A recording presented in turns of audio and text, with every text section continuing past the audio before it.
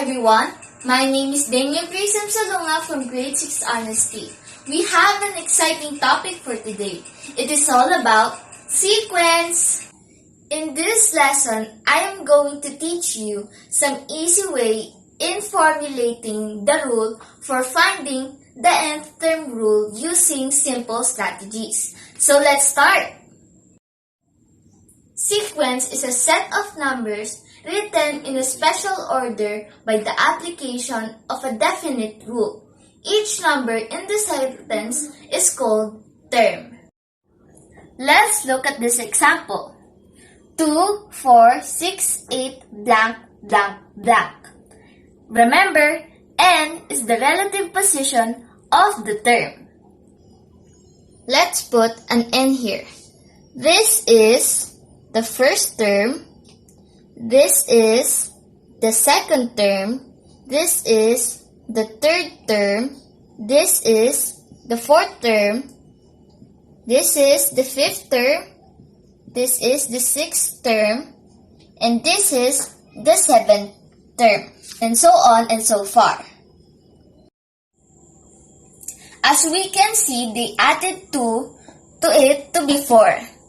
So, 2 plus 2 is equals to 4, plus 2 is equals to 6, plus 2 is equals to 8, plus 2 is equals to 10, plus 2 is equals to 12, plus 2 is equals to 14.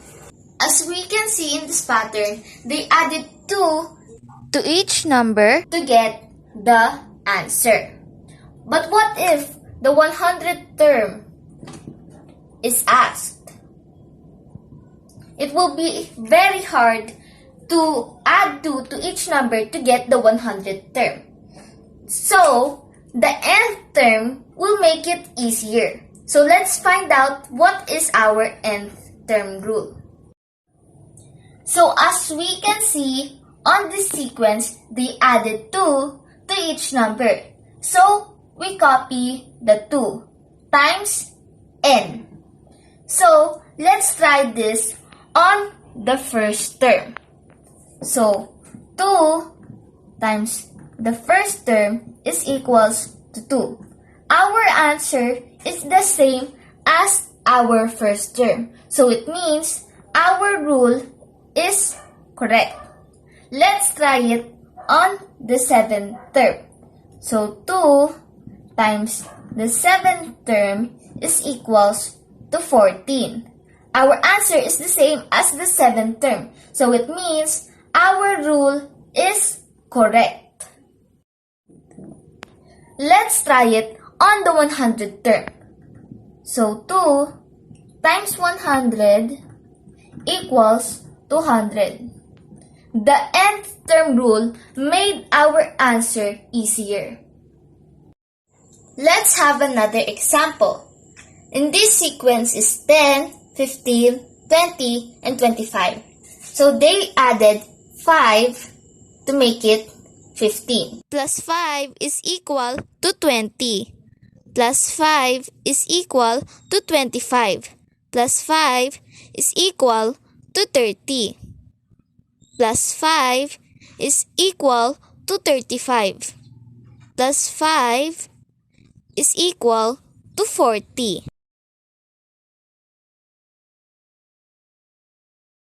Let's not forget our n. So 1, 2, 3, 4, 5, 6, 7, and so on and so far. As we can see, we added 5 to each number. So we copy the 5 times n. So let's try it on our first term. 5 times 1 is equal to 5. As we can see, our answer is not like our first term. So we are going to add 5. Now, it matches our first term. So, our nth term rule is 5n plus 5. Let's have another example with our fifth term. 5 times 5 is equal to 5 plus 5 is equal to 30. So our answer is correct. Let's have another example. As we can see on this sequence, it is decreased by 4.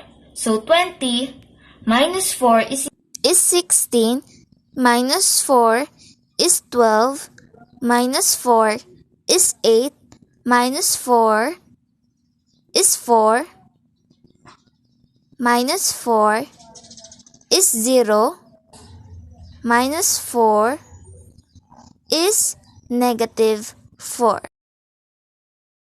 Just remember the n. 1, 2, 3, 4, 5, 6, 7, and so forth and so far. As we can see in the sequence, we use negative 4 times n. So let us try it on our first term. So, negative 4 times 1 is equal to negative 4. Remember that if we have negative, we use and follow the integer rule. So, our answer is not the same as our first term. So, what are we going to do? We are going to add 24. So, our answer for this Is 20. So our answer is the same as our first term. So our nth term rule is negative 4n plus 24 or 24 minus 4n. So let's try it on our fifth term. Negative 4 times 5 is equal to negative 20. Then we add 24. So our answer Is equal to 4. So our nth term rule is correct.